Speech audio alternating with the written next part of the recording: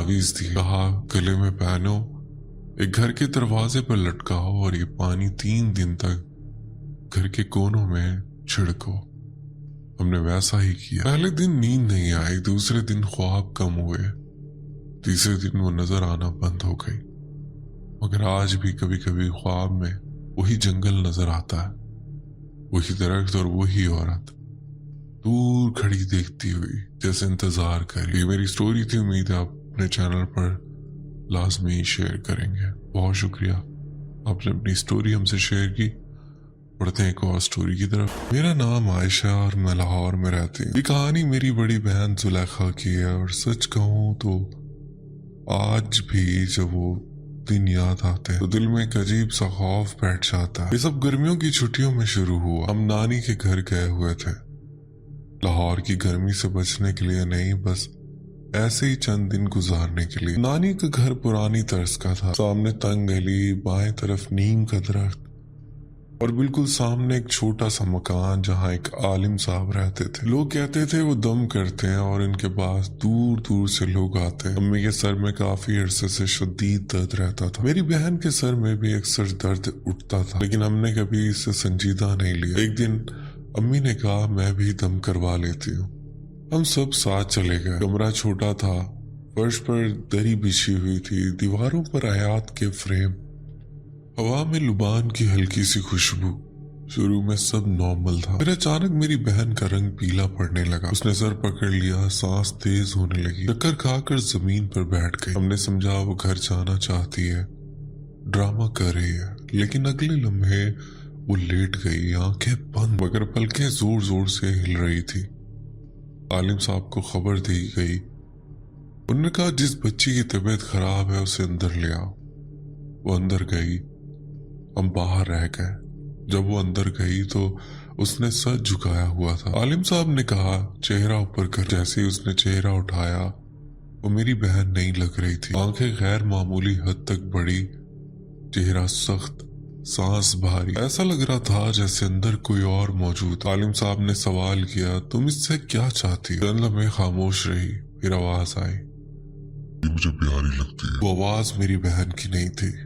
ये पहाड़ों वाली तरफ गई थी, मैंने इसे वहां देखा, तब से ये मेरी बेटी है। कमरे में सन्नाटा छा गया। आलिम साहब ने पूछा तुम कौन हो? जवाब आया मैं हिंदुस्तान से हूँ, मेरे 2 बेटे थे, वो मर गए, अब ये मेरी बेटी है, मैं इसे ले जाऊंगी। अम्मी ने इसे पकड़ने की कोशिश की, उसने अम्मी को धक्का दे दिया। वो चीखी मुझे छोड़ दो वरना सबको मार दूंगी। आलिम साहब ने सख्त लहजे में कहा नहीं, ये मुसलमान है, इसकी माँ है, तुम नहीं, तुम्हें जाना होगा। काफी देर पढ़ाई जारी रही, आखिरकार वो एक शर्त पर मानी, अगर इसे कभी तकलीफ हुई तो मैं फौरन वापस आऊंगी। ये कहकर वो बेहोश हो गई। हम उसे घर ले आए, सर में शदीद दर्द, जिस्म टूट रहा था। हम लाहौर वापस आ गए। हमने समझा सब खत्म हो गया, लेकिन एक दिन सब बैठे हुए थे। मेरा भाई भी साथ था, उस वक्त बेरोजगार था। मेरी बहन ने अचानक उसकी तरफ देखा और कहा तुम बहुत कामयाब हो गए, दौलत तुम पर आशिक होगी। हम हंस दिए।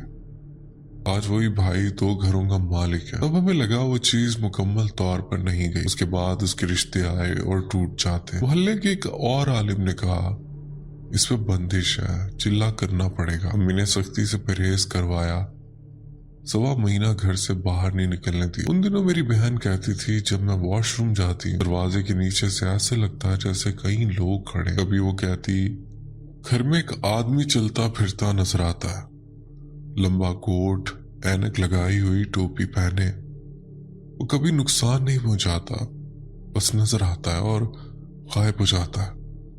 सबसे डरावनी बात यह थी कि वो कहती रात को ऐसा महसूस होता है जैसे मेरे साथ कुछ गलत हो रहा है। दोबारा पढ़ाई हुई, हिसार बांधा गया, कील गाड़े गए, आहिस्ता आहिस्ता सब ठीक हो गया। आलिम साहब ने कहा अब शादी कर दो, कोई मसला नहीं। उसकी शादी हो गई। आज वो 5 बच्चों की माँ है, अपने घर में खुश है, आबाद है। कभी कभी माजी याद आता है, मगर वो साया दोबारा नहीं आया। ये थी मेरी स्टोरी। उम्मीद है आप अपने चैनल पर लाजमी शामिल करें। बढ़ते हैं एक और स्टोरी की तरफ। मेरा नाम सकलैन है और मैं रावलपिंडी में रहता हूँ, मगर एक कहानी मेरे कजन की है जो कराची में उसके साथ पेश आई। ये उसकी अपनी जुबानी। हम पहले पंजाब में रहते थे, लेकिन अब्बू की नौकरी की वजह से कई साल पहले पूरा खानदान कराची मुंतकिल हो गया। कराची का वो इलाका ज्यादा पोश नहीं था, मगर मुकम्मल सुनसान भी नहीं, आम सा मोहल्ला। मगर मगरिब के बाद कुछ अजीब सा सुकूत छा जाता। हम एक किराए के घर में रहते थे। पुराने घर का मालिक मकान किराया बढ़ाना चाहता था, इसलिए हमने घर बदलने का फैसला किया। कुछ दिन तलाश के बाद हमें एक मुनासिब मकान मिल गया। 2 मंजिला घर था, नीचे एक बड़ी दुकान बनी हुई थी जो काफी अरसे से खाली पड़ी थी। साथ ही एक खाली प्लॉट था जिसके बारे में लोग कहते थे कि वहां पहले कचरा पड़ा रहता था, मगर माली मकान ने बाद में सफाई करवा कर दीवार खड़ी कर दी थी। हमने घर ले लिया क्योंकि दुकान बिल्कुल घर के नीचे थी।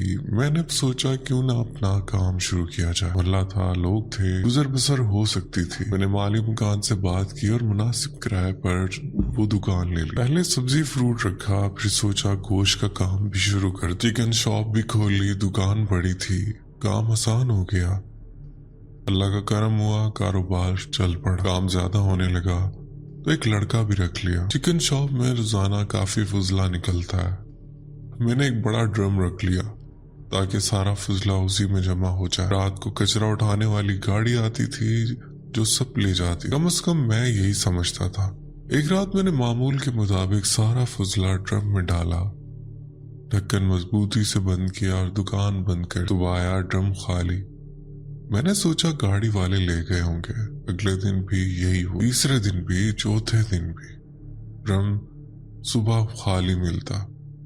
मैं मुतमईन था कि शायद गाड़ी वाले वक्त बदल कर आ रहे हो, मगर एक दिन वही गाड़ी वाले मुझे मिल गए। उन्होंने कहा, भाई आपकी चिकन शॉप है ना? मैंने कहा हाँ। वो बोले, आपका फुजला जाता कहाँ? हम रात को आते हैं तो आपका ड्रम खाली होता है। मेरे पैरों तले जमीन निकल गई। मैंने कहा, तुम लोग ही तो ले जाते हो। वो बोला, नहीं, हम एक दिन भी नहीं लेके गए। और एक बात अजीब थी, उस मोहल्ले में मगरिब के बाद कोई नजर नहीं आता था। ऐसा लगता था जैसे जिंदगी रुक गई। 7 बजे के बाद गलियां खाली, कुत्ते भी अजीब अंदाज में भौंकते थे। इसी वजह से मैं भी दुकान जल्दी बंद कर देता था। एक शाम मैंने खाली प्लॉट के पास एक बूढ़ी औरत को बैठे देखा। सर पर दुपट्टा, चेहरा झुर्रियों से भरा हुआ, आंखें गैर मामूली हद तक साकित। मैंने सोचा शायद चिकन चाहिए। मैंने कहा, माँ जी कुछ चाहिए? वो बोली, थोड़ा चिकन दे दो। मेरे पास बचा हुआ चिकन था, मैंने दे दिया। उसने मुझे पैसे दिए, वो पैसे फटे हुए थे। वो बोली, मेरे पास बस यही। मैंने ले ली। वो जाकर खाली प्लॉट की दीवार के साथ टेक लगाकर बैठ गए। कुत्ते उसे देखकर जोर जोर से भौंकने लगे। मैं ऊपर छत पर गया देखने के लिए कि वो गई या नहीं। नीचे लाइट पड़ रही थी, प्लॉट साफ नजर आ रहा था, मगर न औरत थी न कुत्ते, और फुजले वाला ड्रम सड़क के बीच में पड़ा था। मैंने खुद उसे बंद किया था। वो कैसे बाहर आया? नीचे गया, ड्रम बिल्कुल साफ और हड्डी भी नहीं। अगर कुत्ते खाते तो कुछ तो बचता, मगर कुछ नहीं। अगले दिन वो औरत दोबारा आई। मैंने उसे मुफ्त में चिकन दे दिया। रात को छत पर गया और जो देखा, वो औरत ड्रम का सारा फुजला खा रही थी। वो हाथों से नहीं, मुंह सीधा अंदर डालकर खा रही थी। मैं कांप गया, फौरन नीचे आ गया। अगले दिन मैंने ड्रम दुकान के अंदर रख दिया, मगर वो औरत फिर आई। रात को नीचे से आवाज आई जैसे चूजों को कोई दबा रहा। मैं और भाई नीचे गए। 2 चूजों की गर्दन टूटी हुई थी। सुबह गए तो वो भी गायब, एक हड्डी तक नहीं। हम पीर साहब के पास गए। उन्होंने कहा, तुमने उसे फुजला देना बंद कर दिया, इसीलिए वो नुकसान करे। उन्होंने तावीज दिया। मैं घर वालों से कहा, मैं दुकान बंद करना चाहता। अगले दिन औरत आई और बोली, तुमने दुकान बंद करने का इरादा कर लिया।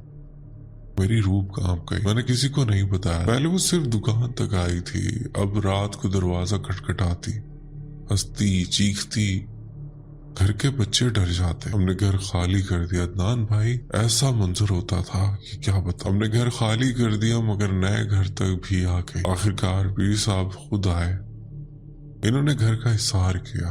चंद दिन वो दरवाजा खटखटाती रही, फिर गायब। ये थी मेरी स्टोरी। उम्मीद है आप अपने चैनल पर लाजमी शेयर करेंगे। बहुत शुक्रिया, आपने अपनी स्टोरी हमसे शेयर की। बढ़ते हैं एक और स्टोरी की तरफ। मेरा नाम हाथिया और मेरा ताल्लुक मरी से। अब मेरी उम्र 20 साल है, लेकिन जो मैंने आपको सुनाने जा रहे हैं वो इस वक्त का वाकया है जब मैं सिर्फ 14 साल की थी। हम मरी के एक इलाके में रहते थे जहाँ घर एक दूसरे से काफी फासले पर थे। चारों तरफ दरख्त, घना जंगल और शाम होते अजीब सा सन्नाटा। ये वाकया मगरिब के वक्त का है। मैं अपनी मम्मा के साथ छत पर बैठी थी। ठंडी हवा चल रही थी। दूर पहाड़ों के पीछे सूरज गरूब हो रहा था। आसमान नीला हो रहा था। पता नहीं कब मेरी आंख लग गई। मम्मा शायद नीचे चली गई थी और मैं छत पर अकेली रह गई। अचानक मुझे महसूस हुआ मैं जाग गई हूँ। मेरी आंखें खुली थी। मैं आसमान देख सकती थी। मैं छत का दरवाजा देख सकती थी, लेकिन मैं हिल नहीं पा रही थी। मेरा जिस्म जैसे पत्थर बन चुका था। मैं बोलना चाहती थी मगर आवाज नहीं निकल रही थी। मेरे सीने पर अजीब सा बोझ था। उसी लम्हे छत के सीढ़ियों वाली दरवाजे के पास कुछ हिलता हुआ नजर आया। मैंने पूरी कोशिश की गर्दन मोड़कर देखूं, वो एक साया सा था। फिर वो साया वाज़ेह होने लगा। वो एक बहुत लंबे कद का आदमी था, मगर आदमी जैसा नहीं था। सारा काला, बिल्कुल काला। सर पर एक बाल भी नहीं।